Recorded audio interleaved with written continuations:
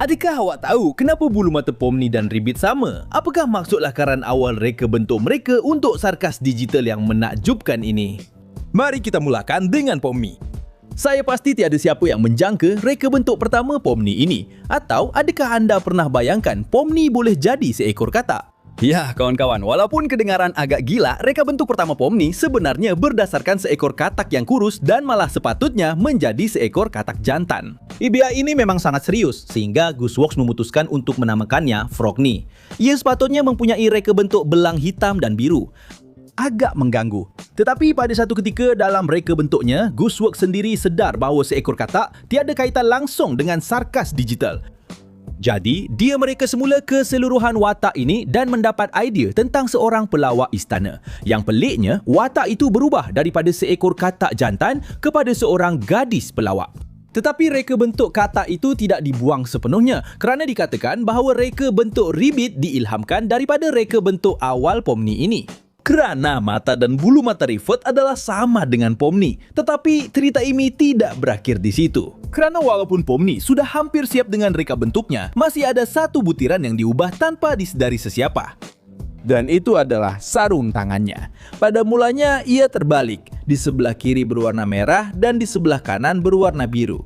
Tetapi selepas itu mereka memutuskan untuk menukarnya supaya ia sepadan dengan pakaian dan kasutnya. Sebab itulah dalam episod perintis dia sudah muncul dengan sarung tangan biru di sebelah kiri dan merah di sebelah kanan. Tetapi satu fakta menarik ialah dalam kredit penutup episod ini kita boleh lihat Pomni dengan reka bentuknya sebelum perubahan itu. Adakah anda tahu bahawa Kofmo pada asalnya akan menjadi jauh lebih penting dalam sarkas digital yang menakjubkan itu? Sebenarnya dia bukan sekadar badut yang menjadi abstrak sahaja. Dia dirancang untuk mempunyai lebih banyak penglibatan dalam episod-episod seterusnya. Kerana dia dan Pomni sepatutnya menjadi watak utama dalam sarkas ini. Atas sebab inilah, Kofmo adalah seorang badut dan Pomni pula seorang pelawak. Kerana kedua-duanya benar-benar mewakili sarkas digital dengan sangat baik. Malah nama asalnya ialah Kaufman. Dan ini boleh kita lihat dalam salah satu lakaran di mana Ragatha memanggilnya dengan cara ini. Dan dengan ini juga kita boleh mengesahkan bahawa dia mempunyai perkembangan yang lebih mendalam. Dan memandangkan dia sudah mencipta Kofmo ketika Gooseworks mencipta Jax, dia menyedari bahawa Arnab Ungu itu nampaknya memainkan peranan yang sama seperti badut malang itu.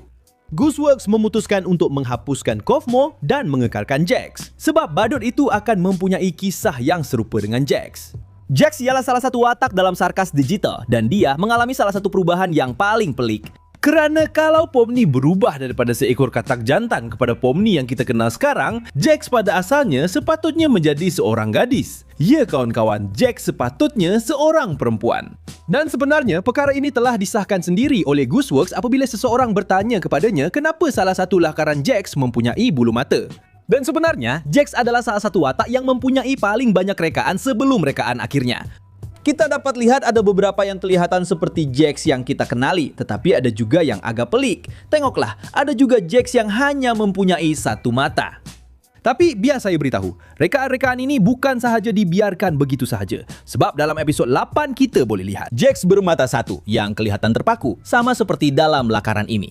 Dan ya, bercakap tentang perkara-perkara pelik ini, kenapa hampir tiada siapa yang bercakap tentang konsep di mana Jax berkata, saya jatuh cinta dengan badan kau yang Adakah dia berkata begitu kepada Zubel? Saya pun tak pasti, Rick. Saya serahkan kepada anda semua untuk fikirkan. Sebenarnya, untuk suara Jax, Gooseworks mahukan ia diinspirasikan oleh Raggedy Andy. Lihat, kita ada nama. Nama awak ialah Raggedy Ann dan nama saya pula Andy. Tetapi Kovacs tidak mahu menirunya bulat-bulat, jadi dia menambah nada suara yang lebih sinis, mengejek dan kasar. Dan begitulah lahirnya suara Jax yang tidak tertanggung itu. Dan baiklah kawan-kawan, seluruh rekaan Arnab Psikopat ini mendapat inspirasi kuat daripada Poppy dari Poppy the Performer, selain beberapa elemen daripada Roger Rabbit. Ragatha hampir-hampir tidak dinamakan Ragatha. Ya kawan-kawan, pada asalnya Gooseworks mahu dia dinamakan Amy. Ragatha ialah Amy. Ragatha dulu dipanggil Amy. Tapi masa itu saya rasa nama itu tak begitu hebat. Saya fikir Ragatha lebih baik. Tapi sebelum episod perintis keluar, dia memutuskan untuk menukar namanya dan dia tak pernah terangkan dengan jelas kenapa. Dan yang menariknya, berbeza dengan watak-watak lain ini, Ragatha tak tukar reka bentuk. Penampilannya kekal hampir sama dari lakaran awal hingga versi akhirnya, tapi dia memang buang satu idea yang agak pelik dan ganjil. Satu idea yang Gooseworks ada untuk anak patung kain ini, dia memang rancang nak letak organ mainan di dalamnya. Dan dalam setiap babak di mana Ragatha dihancurkan, kita akan nampak banyak organ mainan berterbangan ke sana sini. Tapi tak apa, sekurang-kurangnya kita boleh nampak dalam beberapa rekaan lama ini, Ragatha nampak lebih manis dan naif, macam anak patung kanak-kanak biasa. Rekaan Zubul bukanlah muncul begitu sahaja. Rekaan dia berasal daripada bentuk segitiga yang Gooseworks sudah gunakan sebelum sarkas digital yang menakjubkan. Sebenarnya, kita boleh nampak sesuatu yang sangat serupa dalam animasi lama seperti Elaine dari Bounty Hunter, Ghost of the Year dan The Darn Boxman Show. Maksudnya, Zubul dan rekaannya memang sudah jadi sebahagian daripada gaya yang digunakan oleh Gooseworks. Dan kalau anda tak pernah perasan, Gooseworks memang tak pernah kekalkan satu rekaan yang betul-betul tetap. Banyak bahagian badan dia berubah sepanjang episod. Malah kita boleh nampak perubahan ini dalam gambar yang ada di pintu bilik dia dalam sarkas digital. Dan Gooseworks sendiri pernah cakap yang perkara ini memang disengajakan sepenuhnya. Ini memang masuk akal sebab watak Zubul diinspirasikan daripada mainan yang dipanggil Solo A Go-Go yang pada dasarnya terdiri daripada beberapa bahagian plastik dengan rekaan yang pelik dan abstrak yang boleh anda pasang dan ubah suai ikut cita rasa anda. Pernah tak anda terfikir yang Kane pada asalnya boleh menyebabkan anda mengalami mimpi ngeri? Sudah tentu kawan-kawan, reka bentuk pertamanya mempunyai gigi yang terlalu realistik, bukan gigi yang lebih kartun seperti yang kita kenal sekarang. Sebenarnya seluruh suasana sarkas digital itu terasa lebih menakutkan dan gelap. Selepas itu ada satu lagi reka bentuk Kane yang lebih pelik, di mana matanya langsung tidak berada di dalam mulutnya. Sebaliknya matanya berada di atas. Dan sudah tentu ia kelihatan jauh lebih pelik berbanding dengan reka bentuk akhirnya. Dalam reka bentuk yang kita kenali, Gooseworks memastikan Kane kekal dengan rupa yang sangat keterlaluan dan kacau, tetapi dia masih mengekalkan satu butiran yang agak menarik.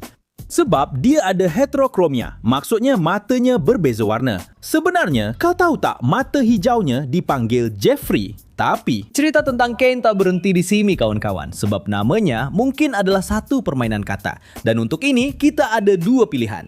Mungkin berasal dari kanino, macam tarin, atau dari novocaine, iaitu ubat yang digunakan oleh doktor gigi supaya kau tak rasa sakit bila mereka cabut gigi. Dan untuk mengakhiri, suatu ketika Gooseworks pernah bergurau tentang maksud huruf-huruf yang membentuk nama Kane.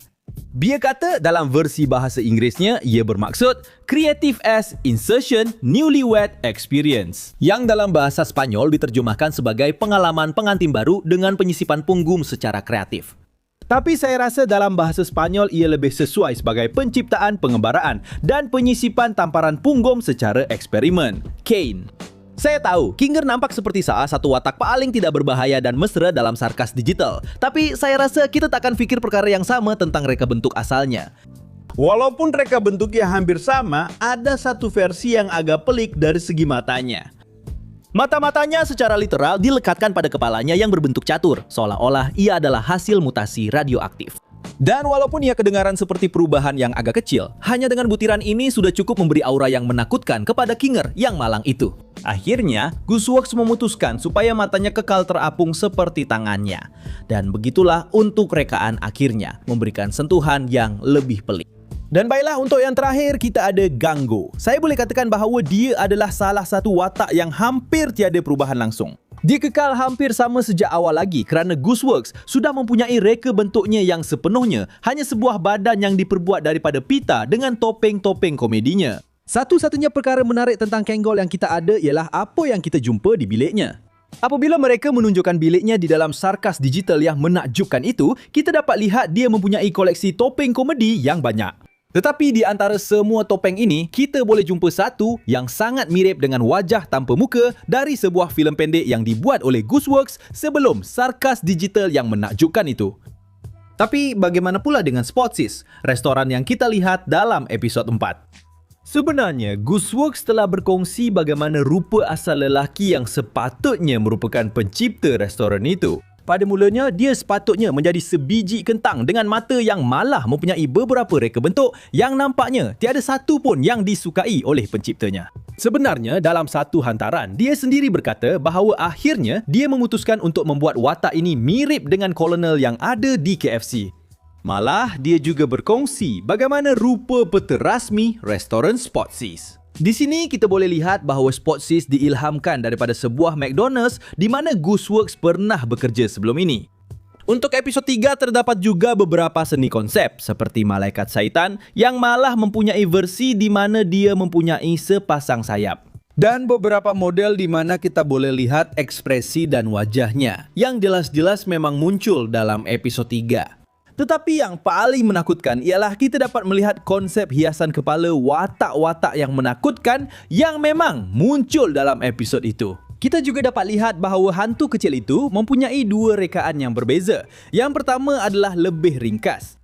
Yang di tengah adalah yang digunakan dalam episod itu. Dan yang ketiga adalah rujukan kepada meme lelaki berkulit gelap yang bersembunyi dalam kegelapan dan tersenyum. Jadi kawan-kawan, adakah anda semua tahu tentang semua ini mengenai rekaan sarkas digital yang menakjubkan? Kami akan jumpa anda di ruangan komen.